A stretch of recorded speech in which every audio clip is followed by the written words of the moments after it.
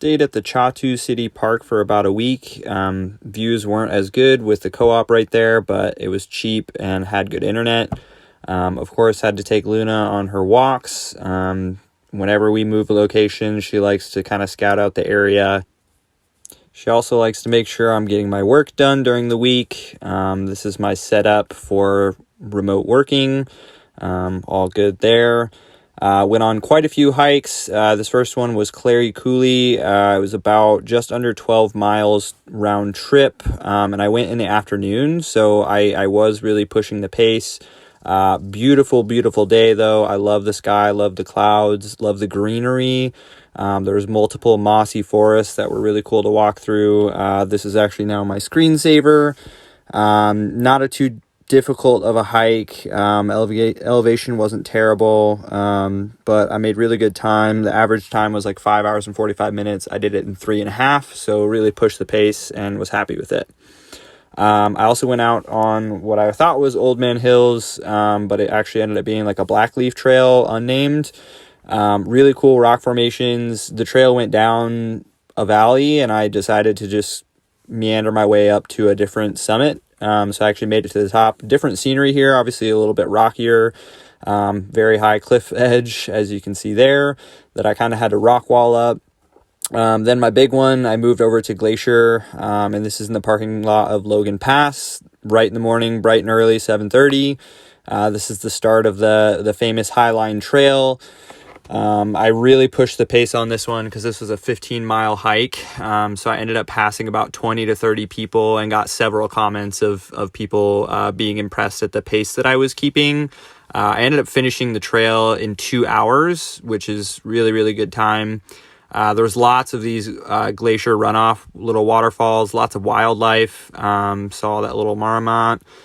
Beautiful views. This is actually later in the day when the sun came out and it was a little better. The whole morning, pretty much my whole hike was pretty dreary and rainy. I actually got rain on at the top, but it did clear up and I was able to take off my sweatshirt, get some really cool views here. The whole hike was just absolutely gorgeous. Of course, I had to take a selfie. Got chased by a little pheasant thing that was making noises at me. I must have been by his nest. But yeah, again, just absolutely beautiful views. Definitely not a hike for the faint of heart. Obviously, there was some snow passes, lots of these types of, very slippery, watery, treacherous type paths. But if you're just slow and careful and watch your feet, you're totally fine. But if you're scared of heights, I don't recommend it. Or if you're not ready for 15, in my case, it was 16 because I did end up doing the garden wall, which this is at the top of the garden wall here. The Grinnell Overlook is right there. This is the new campsite near West Glacier. It's very secluded, woodsy, foresty. It's probably my favorite spot so far. It's got good connection.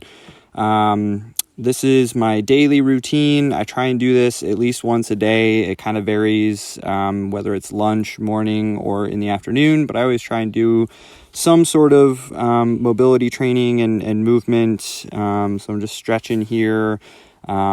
Pigeon stretch is probably my favorite besides maybe rolling out.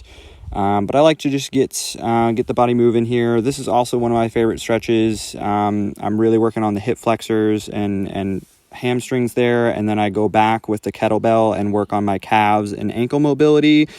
This really helps me with my deep squats and also with my hiking. Here I'm just getting the hips loosened up with that kettlebell. It really helps me to just kind of shift the weight around, go up and down with that hamstring. And then I go right into some Cossack squats, which are fantastic. They're a little difficult, but with some practice, they're really good for you. And the mobility, back into the deep squats. And then I shift into some band shoulder mobility with an appearance from lovely Luna here, who likes to hang out and watch while I do it.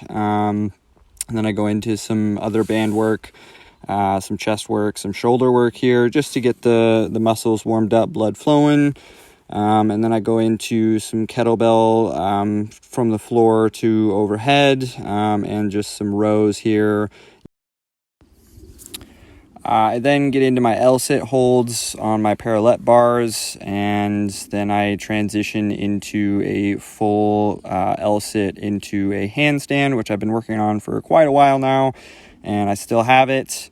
And then just at the end, I like to do just a little bit of core work, so just some V-ups and some curl-ins there. I did go to the gym about 30 minutes away in Columbia Falls and got some deep heavy squats in, along with some other compounds, bench, overhead press. It was a lot of push day. I'll be going back later this week for a pull day, and if I have time, possibly even a full leg day. I also wanted to give you guys a look at some other parts of travel. So I'm making lunch here. I got a turkey and cheese wrap with some broccoli, carrots, and a banana. I also like to do tuna. Eating is one of those things on the road that you have to figure out what is, at least for me, the most easy, convenient, and quickest thing I can make. I do have a blacktop grill and a stove in my camper, but I usually try and do easy. So I eat cold, or I'll boil some water, put some ramen and some rotisserie chicken from Walmart. There's my lunch. In the mornings, I do a protein, creatine, and super greens mix with some caffeine. This just helps to make sure that I'm getting at least close to my protein intake. I'm getting my creatine. I'm getting my greens in for the day because, especially if I'm out hiking or doing other stuff, I'm not always sure that I'm going to be able to get in the nutrition that I need. At night, I do a casein protein. This helps me recover from the workouts and hikes that I do during the day.